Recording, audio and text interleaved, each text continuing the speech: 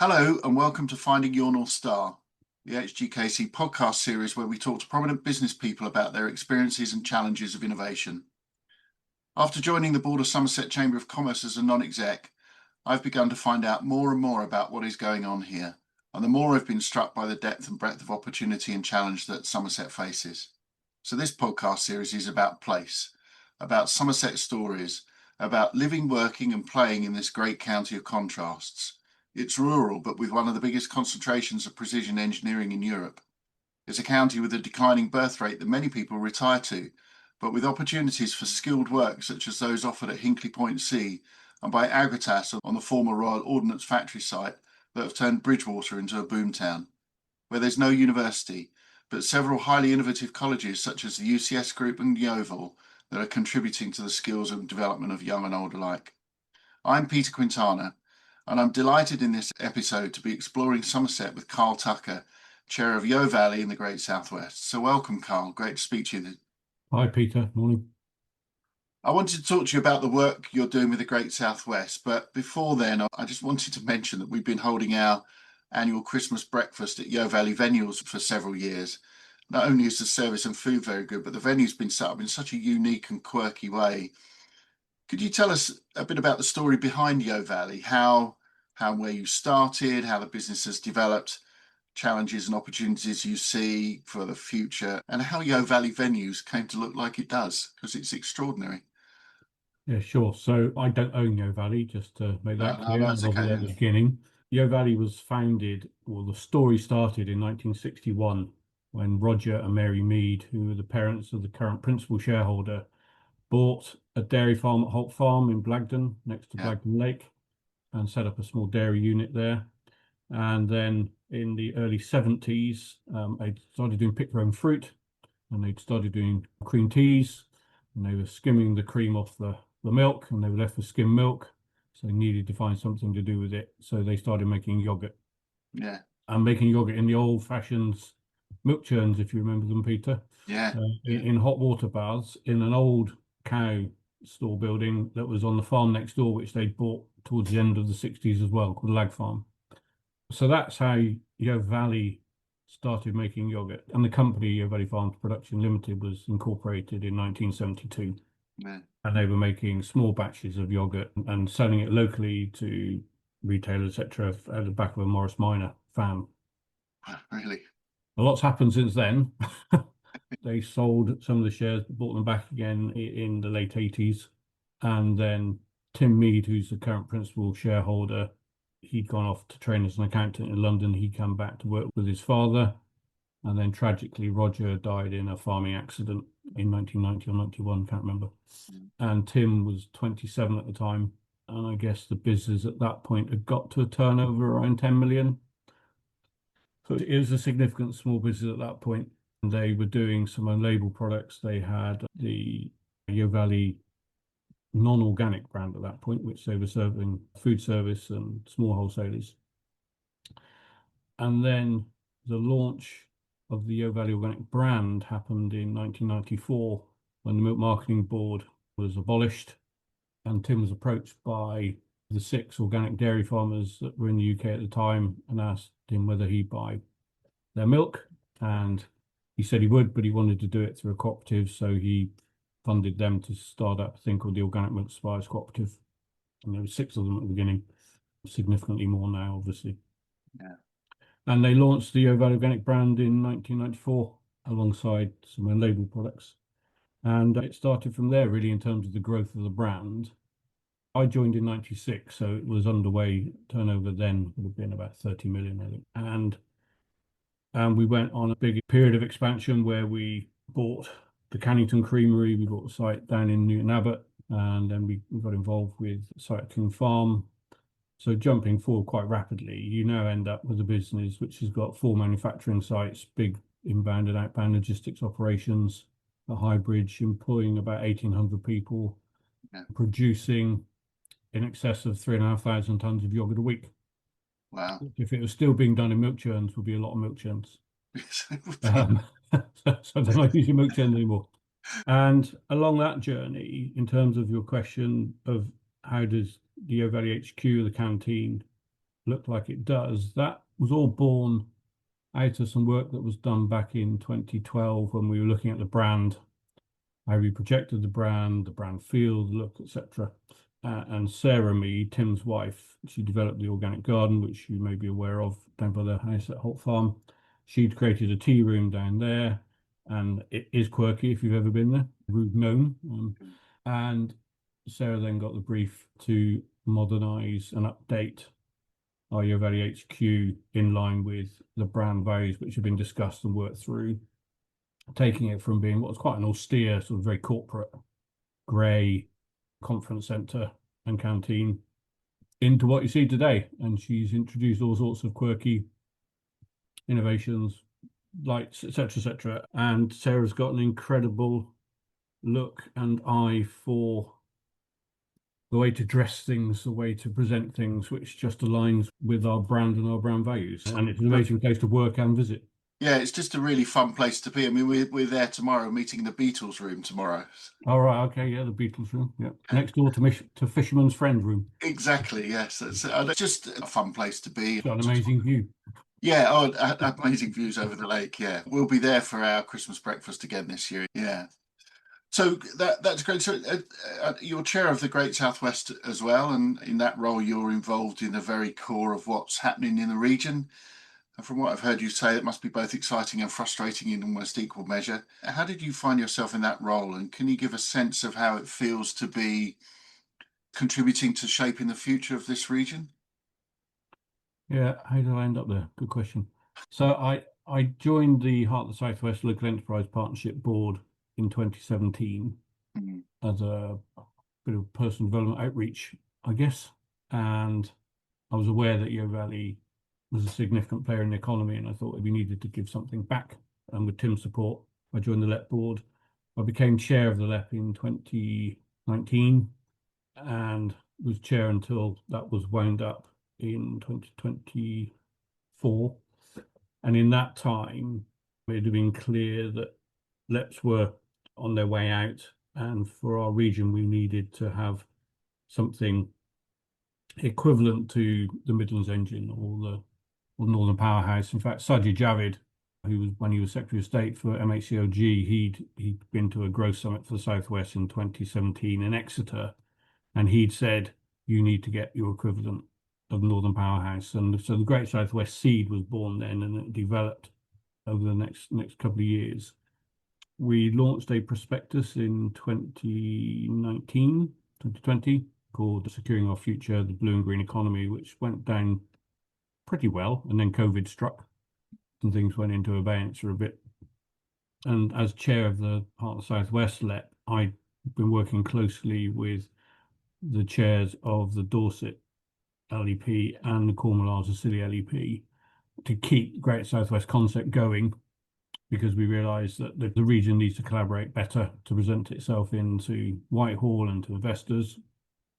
And in 2022, the government issued a white paper, and in that white paper, they recognised Great Southwest as being a good example of public-private partnership.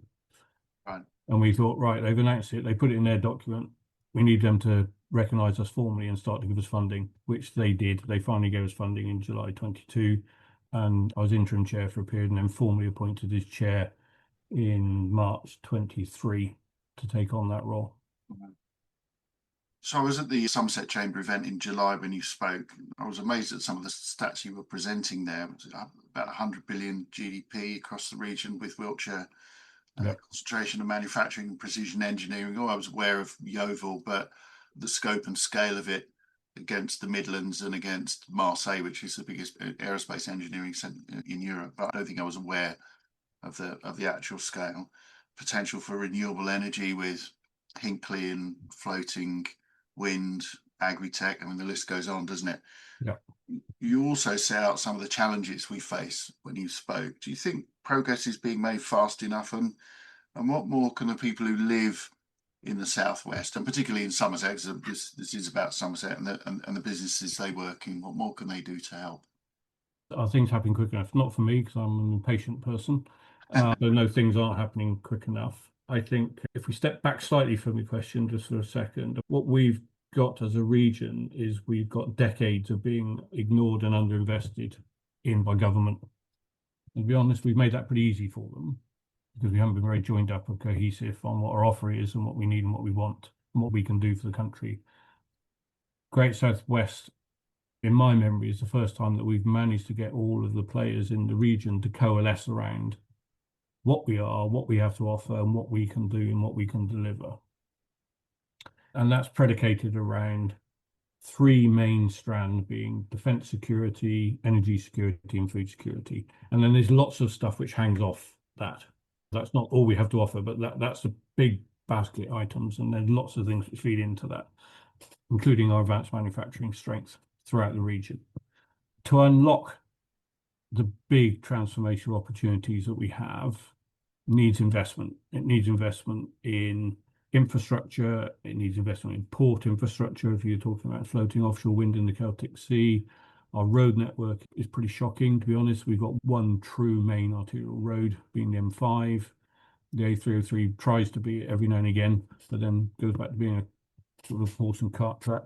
So the A303 and A30 don't do what we need from an east-west point of view. And obviously the Stonehenge challenge, we thought we had a solution to that, and then the Chancellor pulled that in the budget last year, which we're still fighting to try and get movement on because we need that east-west arterial route for our transport. Our train connectivity is not what it needs to be. It needs to be electrified and more resilient. Our broadband internet connection, digital connectivity is improving, but there are still spots in the region where it's not good enough for domestic, it's not good enough for business. So there's a lot of infrastructure stuff that needs sorting. Alongside that, our public transport is pretty poor. We're a big geography. With Wiltshire, and we're now about 4 million people. So we're big geography and lots of people. It's all spread out, and the interconnection routes on public transport are pretty woeful.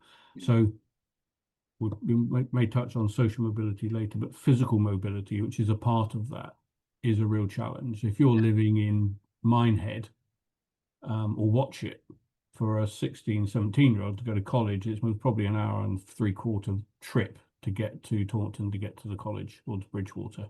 It's 3 hours, 4 hours of traveling a day. It's just shocking. So there are some systemic fundamental issues which we're pushing to try and get movement on. The port infrastructure is essential if we're going to deliver on that multi-billion-pound investment opportunity out in the Celtic Sea and beyond, because the potential is for exporting and etc. So it's not just what goes on in the Celtic Sea. We've got big challenges on housing, which I'm sure people will have spoken to you about before. We've got a significant problem with availability and a significant problem with affordability, which is another challenge. This all sounds very negative at the moment. I will try and get a bit more positive as we go through this. We've got an aging population. Our demographic is much older than the average for the UK. Yeah. I think Somerset, we've got potentially the oldest population on average. So that's leading to a shrinking workforce in general, as people tend to come here to retire. We have challenges with retaining our young, bright talent in the region. Now, this may be related to not having a university in Somerset, but I'm not entirely convinced it is. I think some of it is that we aren't very good at making it very clear to be what existing opportunities we have here, let alone the stuff which is coming. So going away to university is fine, but if you don't come back to fill the opportunities. So one of the challenges businesses have currently is we've got a tight labour force, and we've got a relatively low-skilled workforce compared to the rest of the country. That doesn't mean that we don't have incredibly bright young people who grow up here. We tend to lose them, and then they tend to come back again a bit later on in their life. Yeah, you've got to encourage people to go and explore a little bit in order sometimes to appreciate what's here. Yeah, but as you said earlier, you weren't aware that the Great Southwest has the highest concentration of manufacturing outside the Midlands. No. And we didn't know that until we did our independent economic review last year. So if we didn't know it, how are we supposed to communicate that? And so we've got to get better at not only promoting the opportunities to investors, to government outside of the region, but I think we've got to work harder at making what we have visible to people who live here, particularly young people, whilst they're in school, so they see lines of sight to opportunity and to hope. Unfortunately, we have some of the lowest social mobility scores in the country. So whilst we're an amazingly beautiful place that people love to come and see, and it's an amazing place to live and work for many, many, many, we do have real pockets of deprivation and poverty, both rural, coastal, and urban, where we've got successive generations each year of young people who aren't fulfilling their potential. And by them not fulfilling their potential, that means there's a lower resource for businesses to bring talent in, to bring their creativity in, to bring their innovation in. So one of my driving lines of what I'm trying to achieve through all the things I do is to try and make sure that as we drive the economy and grow the economy, that the young people who are growing up here benefit from that, so that the homegrown growth pool of people that can benefit from the economy growing. So for the various answers you gave me earlier, I'm also the chair of the Southwest Social Mobility Commission, so, and a governor at Yeo Valley College. So there's a common thread. I had a really interesting conversation with Mark Bolton at Yeo Valley about this, and the amount of apprenticeships, particularly engineering apprenticeships, that he's now offering there to feed into companies like Leonardo. The opportunity is extraordinary if people can see it.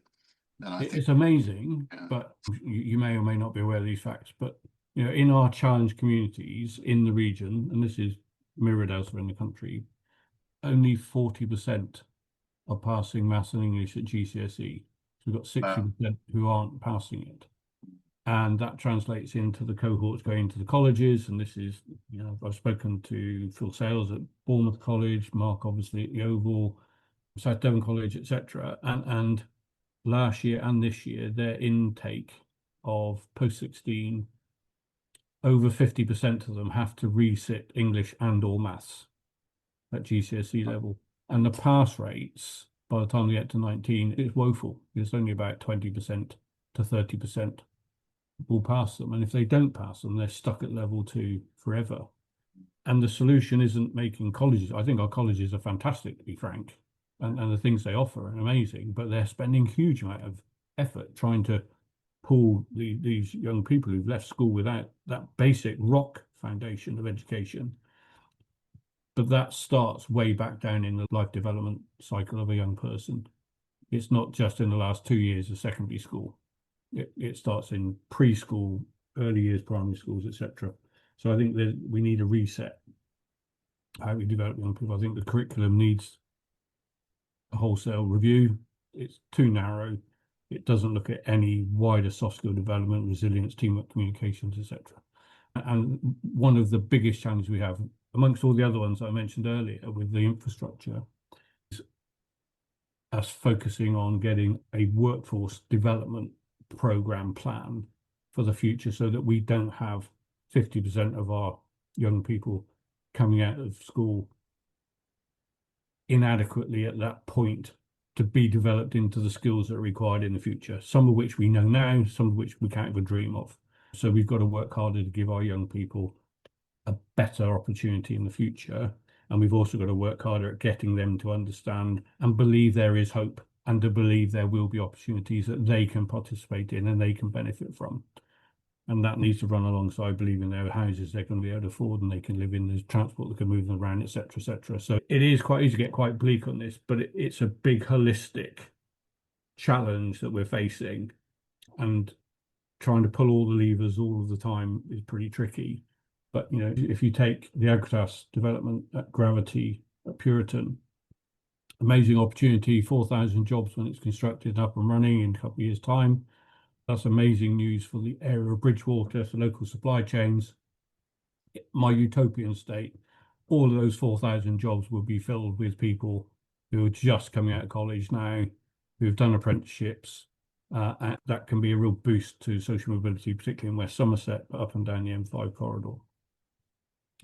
I don't know whether that will be achieved, but that's what we need to see with these big investments coming forward. We need to be able to show to young people the things which are coming early enough in their school career that they're motivated and understand what they need to do. It's not all about what everybody does for them. They've got to work. They've got to get the qualifications, but they've got to want to do it. They've got to believe in it.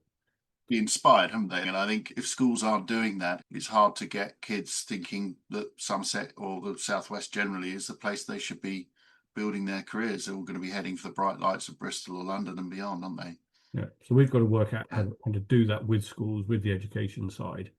The job of schools is to educate. We've got to make sure that we're doing our bit to support them in that. Yeah.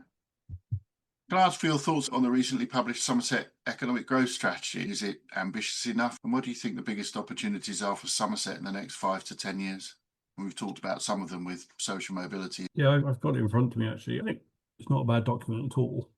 The challenge with all these things is it's very easy to produce a strategy document. It's about how it can be delivered and what's involved required to make happening. And some of it's what we've been talking about. It's about getting that investment in the infrastructure, etc., to make it come to life. So I guess I don't want to be critical of it particularly, but I think that perhaps the targets which they've got by 2035 and 2045 could be a little bit more ambitious. But I know some of these things take a long time to turn around. But when you're sat here now and you talk about somebody in 20 years' time and halving something and then having it again, I'd like to see a bit more ambition on that, but I do understand that it's incredibly difficult to do some of this stuff. In terms of the second part of your question, the opportunities which are coming, the obvious ones we have Agratas. HPC and Hinkley Point will start to wind down in terms of mass employment once they finish the construction phase. I think they're currently at 14,000 people on site. Yeah. I understand the number once it's up and running is going to be more like 950 incredibly highly skilled, well-paid jobs and a support system around that, but it's not going to be at the same level. So we are going to see a reduction coming through from that. The most obvious potential opportunity at the moment is about house building. Yes. Because we need more houses and therefore we need lots of craftspeople to be able to do that. And there's a massive shortage of people in the construction sector currently. Parking the government's desire for 1.5 million homes, whether that's deliverable or not. We need more homes in Somerset and we need more homes in the Great Southwest. And we're not going to get that at the rate we're building. So we do need to see acceleration of planning to enable that to happen, and we need investment. So one of the things the Great Southwest launched at a thing called UK Reef in Leeds in May was a housing prospectus for the region, which was highlighting all the big housing opportunities from Cornwall all the way up through. And that's gone down quite well. And I think we've seen engagement from some big institutional investors looking at it as an opportunity which they've been unaware of up until now. So that's a big opportunity for jobs growth. So I know that Mark's got a new construction training centre going up in Yeo Valley. I know Bridgewater got something similar. But again, we've got to get young people to believe that these skills and these jobs, they're not just dirty jobs. We've got a massive shortage in welders because it's perceived to be as dirty, low-grade job. But if you're a welder working at Hinkley, you was probably earning 90 grand a year. Oops. So they're not low-grade jobs. That's highly skilled. Of them. So manufacturing is perceived to be a dirty, it's not digital, it's not something you can do at home on your laptop, it's making stuff. And that's what our country needs to do. We need to make things. We need to make things for the UK, we need to make things and export them, because that's where you get genuine growth coming through. And the industrial strategy is obviously linked to that. And that's why the Great Southwest is particularly in a great place to help support that industrial strategy. We've got to keep telling the government how important we are to that, but that's aligned with the defence strategy and the strategic defence review which happened. We've got an incredible defence sector within the Great Southwest, covering all of the 5 theatres of war. I think we're the only part of the country that does it. So you've got land, sea, air, space and cyber. Yeah. We've got some amazing businesses, Babcock down at Devonport, obviously. We've then got Leonardo's, we've got Thales, we've got Honeywell, we've got Atlas, we've got Supercat. We've got some incredible businesses in the defence sector and the suppliers that go into that.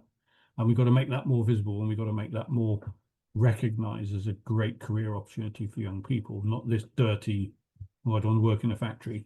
Because that's where you make stuff, that's where you make money, that's where you make growth, that's where you make profit. So I'm just looking at the Somerset Economic document now. Henry vacuum cleaner is on the front cover of it. Pneumatic and Henry, they've been an incredible success story here in Somerset. They have, yes. It's an incredible facility, highly skilled people there working, producing products. They're not products you buy and then chuck away and then buy another one the following year. People have got Henrys and they're still working. They last for ages, don't they? Yeah. Yes. So, that's a great success story. We've got great success stories here. We've got the opportunity for more. We need to make sure that we develop all of the different levers at the same time to make inward investment easy, because they've got to know that the workforce is there. They've got to know that the infrastructure for the workforce is there to live. They've got to know that the education and the skills sector is there to continue to produce the workforce what they need, because that's what big investments are looking for. The amount of time it took to land the Agratas investment was huge. Huge involvement from Randy Berry at the college, from local authority. They all did a great job as Team Somerset to convince Agratas that we had all those levers in place. And we've got to do that again. We've got to keep doing it without knowing there's something coming. That's the challenge. Yes. You've got to keep pushing on all of that stuff and continue to go out and try and find those big investments to come in. Not just wait for a big investment and go, right, now we've got to do something about our workforce and about our housing and about our infrastructure, which is not as easy as it sounds. I don't think it sounds easy at all, actually. There are always two sides to stories like this. I remember being at an Insider West breakfast in Bridgewater, where you were on the panel as chair of South West, talking about some of the challenges presented to businesses faced with rising employment costs, partly caused by high pay packets on offer at Hinckley at the time, and I suspect Agratas will be the same, and now exacerbated by increases in employers' NI, and we're probably facing tax increases again. So what long-term risks do you see for the county? Yeah, I've spoken to a few businesses that have been impacted by Hinckley, where they've seen people going there because they could get better rates of pay. The Agratas impact yet to be seen, but I know there's nervousness around that. Yeah. I'm going to use the big P word, the productivity word. I'm not sure productivity is totally understood by everybody. I don't know if I understand it completely, but for me, productivity is about producing more with the same resource or producing the same amount with less resource. Yes. And businesses need to be able to do that to increase their profitability, to increase their margins, to be able to afford the higher wages before we go with higher skills. So that's either the producing the same with less because you've got more highly skilled technicians running different machineries than kit, or likewise you find new markets and therefore you manage to produce more with the same amount of people. I understand the challenge for businesses in the area, but what we've got to do is find a way of ensuring that we've got more people coming through the system who are at the right level to be able to train to do the jobs. Part of the challenge at the moment is we've got such a tight labour force, somebody new comes in and they're poaching off other businesses because we haven't got this ready stream of people coming through the system. Yeah. So again, you've got to get that workforce development right so that all the young people coming through the system are ready and willing and able to do the jobs that are going to be here. So you don't get this poaching impact, which will just drive up inflation of wages and escalation and will mean that many of the businesses' worries have come to fruition. Yeah. So you talked a bit about social mobility before, but what more do you think needs to be done to ensure that the people in Somerset rural and coastal communities in particular can access opportunities like Gravity, Hinkley Point, and what role do you think that the Great Southwest or Somerset Chamber or Somerset Council can play in that? That is a good question. So the Social Mobility Commission, which I'm chairing, we're about to embark on a series of investigations to produce a report which looks at this particular question, looks at what's being done now, what's working, what isn't working. Because if you take some of our more challenged communities and challenged areas, you can map a lot of it to deindustrialization over the last 30 or 40 years. Yeah. But despite all of the good work and good effort by lots of stakeholders and players, those communities are often in a worse state now than they were. So it's not working largely. Now, what's great and what's really visible in Bridgewater is that the big thing that was missing was the creation of big employment. Yes. And that's obviously coming. So that's one of the big levers. If you don't have that lever, then it becomes more challenging because you don't have that line of sight to opportunity, etc., etc., etc. I think we need to work harder with looking at the whole life journey of a young person, almost from pre-birth all the way through to the age of 25, and look at the key fundamentals that are required in there to enable any young person to fulfill their utopia, whatever that may be, whether it's being an astronaut or whatever it may be. And there are key fundamentals, I believe, at each life stage, which are essential. And where those things are missing, we've got to find ways of filling those gaps to make sure that every young person gets the same benefit and the same opportunities as their peers, wherever they may be demographically, socially, or whatever. Because, and it's based on my experience, I can see where those deficits are and the impact it has on the young people, and then the impact it has on society later on, whether that be through unemployment or poor health outcomes or whatever. So for businesses, they need to be more visible, I think, about creating that lifestyle of opportunity. We've got to find out how to incorporate that better into the education system. We need to find ways of helping parents who may come from multi-generational unemployment to perhaps understand the world of work better, the world of opportunity, so they can talk to their children about it. Because if you've never worked and you didn't go to university and didn't go to college, how are you supposed to have a conversation and talk about it with any experience or any knowledge? You can't, can you? Particularly applies in manufacturing, isn't it? Because the perception that young people have about manufacturing being dirty work often comes from their parents thinking that manufacturing was dirty work. And perhaps that goes back to their parents' experience working in factories when they were perhaps a bit less clean than they are today. Absolutely. And for my sins, I do quite a lot of charity work in South Bristol. So I chair a charity in South Bristol, and we run programs in school time with schools, helping young people understand the different pathways for their future, whether it be through university or further education, apprenticeships, etc. We also run programs in Somerset as well. But what was really stark is I went to Bristol Port and met an apprentice there who's just finishing his third year of his apprentice, and he'd been on one of the South Bristol youth programs.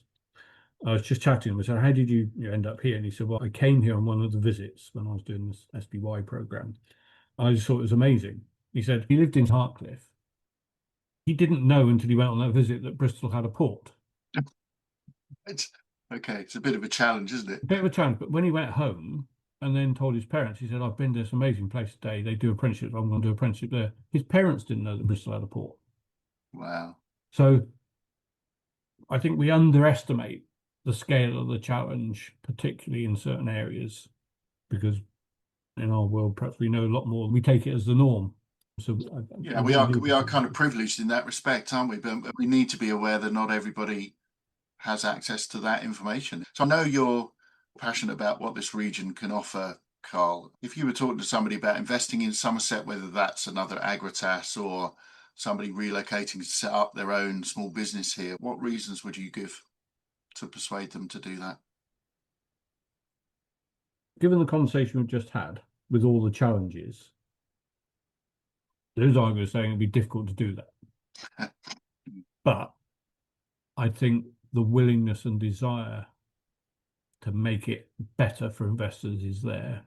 We've got to get these various levers all being pulled at the same time, because if we can get those right, then there's nowhere better in the country to locate and live and work and operate from if you forget all the challenges.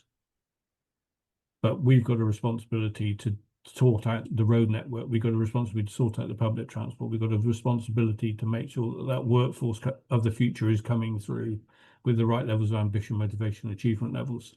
We've got to make sure that we have the housing being built in the right place for where these potential big investments might land. There'd be no point in building, I know, a load of houses in Wells if all the investment was going to be on the M5 corridor, would it? So we've got to get joined up thinking for that. And you've got to get in early with the big investors to understand what their needs are.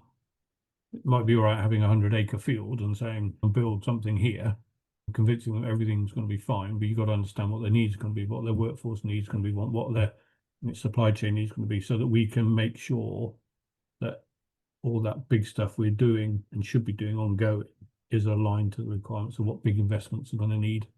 But at the moment, we got a really tight labour force. So we can't claim that we got a load of surplus people because we've got a really tight labour force. What we do have is we do know that we've got some underutilised and underdeveloped people within our communities that we need to extract the talent and the creativity from them. So it's a bit of a chicken and egg, isn't it? You don't want to have loads of people unemployed waiting for investment. But at the same time, if you've got a tight labour market, you can't then go to an investor and say, come on down, we've got thousands of people who are sat around waiting for you to turn up. No, because they're not going to sit around and wait, are they? No. So, it's not easy, that. No, it's not. And I guess this is a linked question, and it's a question that I'm asking all of our guests on this podcast series. If you're talking to a young person who's about to leave school, so you gave the apprentice example, 3 years earlier, before that individual found out that there was a port and there was somewhere to go, what advice would you give to that individual leaving school, thinking about the job market and wondering whether Somerset in particular is the place to look? I want to be speaking to them much earlier than when they're about to leave school. Yeah, good point. It's too late then. Yeah. You need to be speaking to them ideally in primary school. Yeah. But if not at primary school, at the beginning of secondary school, you need to motivate them to understand the opportunities that are here now. You also need to tell them about their opportunities beyond Somerset, because you need to give them that world of opportunity which exists to inspire them, but to also to get them to understand what they need to do, that they need to work hard whilst at school and in their development, all sorts of extracurricular stuff, to give themselves the best opportunity to do whatever it may be they want to do. Now, the pathways beyond school are opening up. It's not just about university. It's about FE colleges, it's about apprenticeships. So getting them to understand those different pathways, to not ignore manufacturing and just dismiss it as being dirty work, but to understand high-tech engineering. If you think of the places where they make digital chips, or whatever it may be, they're incredibly high-tech, they're incredibly clean environments. It's not dirty work. And that those trades are really important for our future economy. People talk a lot about green skills for the future and green jobs. A lot of the green skills are actually the skills we already have and need being applied to green technology. High-tech precision engineering skills, yes. Yeah. Absolutely. So, you can be a welder, and that can be a green skill if you're manufacturing things which are going to be used in that green environment, low carbon economy. Very much so. Yeah. So it's demystifying some of this stuff, because we tend to talk about it. And I speak to lots of people, green skills of the future. I go, what's a green skill? They go, I don't know. Well, it's about being an electrician or a welder. And then there's all the environmental science stuff, etc., etc. When I speak to young people, which I do quite a lot, I just try to enthuse them that the opportunities out there are massive. And for them to explore and try and find out about them, I think those opportunities have a chance to promote better, but getting them to understand that they have to work hard if they want to be able to embrace them. The opportunities are out there and the rewards could be amazing, but they've got to do their bit in the journey. Yeah, and they've also got to be shown that those opportunities are there, aren't they? So could the colleges be doing more? Could the businesses be doing more? And the answer is yes to both of those questions, isn't it? Yeah. Businesses should be opening their doors and encouraging even very young school children to come in on visits rather than just at school leaver time. I think you're absolutely right. You've got to catch them before they're leaving school to be able to inspire them that when they leave school, there's something to offer them. It's not easy. It's not easy. If you think that 95% of our businesses are SMEs, yes, with perhaps less than 20 employees, yes, it's not easy for them to engage with schools because they haven't got the time, they've got the resources to do it. So then it often falls on the bigger businesses to do it, and the bigger business can't do all of it. So we've got to find a way of being able to connect the education side with the world of work better, because at the moment you're relying on enthusiastic individuals often in either the business side or the school side, and it's not systemically there. No. It's not systemically that the world of industry, etc., is incorporated into the curriculum. Well, great. Thank you, Karl. That seems like a good place on which to end this conversation. Just remains for me to thank you for joining me. It's been a real pleasure to talk to you this morning. Great. Thank you. So if you'd like to find out more about the Great Southwest, visit www.thegreatsouthwest.co.uk. When you post, please don't forget to use hashtag #BackTheGreatSouthwest. If you'd like to find out more about HGKC and how we work with our clients on leadership, growth through innovation and preparation for exit, please visit our website, www.hgkc.co.uk. And if you're not a member of Somerset Chamber of Commerce, please visit the Chamber website to find out how the Chamber is supporting businesses across the county. Thank you for listening and goodbye.